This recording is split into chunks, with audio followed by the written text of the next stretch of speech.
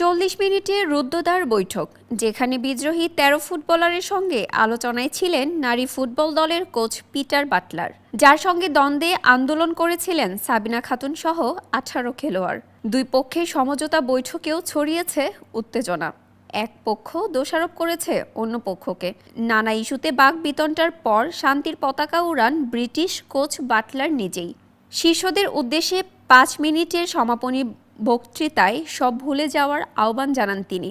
শিক্ষকের আহ্বানে সাড়া দিয়ে বিদ্রোহীরা যোগ দিয়েছেন অনুশীলনে। এর মধ্য দিয়ে দীর্ঘ ৬৮ দিন পর দেশের নারী ফুটবলে বিদ্রোহের অবসান হলো।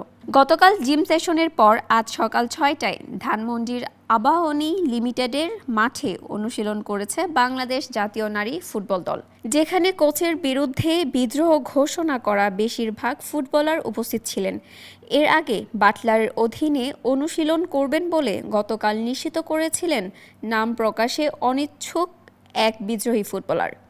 তিনি বলেছিলেন, কালকে মাঠে আসেন, অনেকদিন পর আমরা অনুশীলন করতে যাচ্ছি।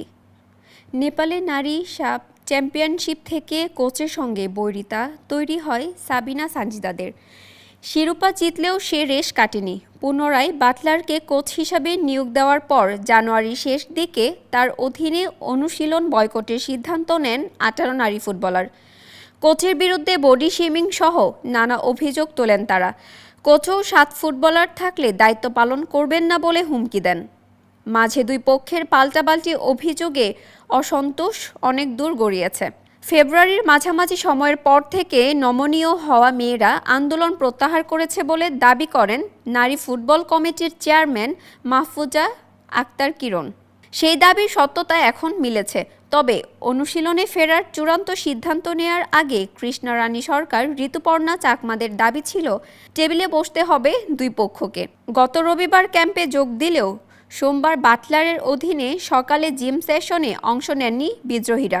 এরপরই দুই পক্ষের মধ্যে বৈঠক আয়োজন করে বাংলাদেশ ফুটবল ফেডারেশন।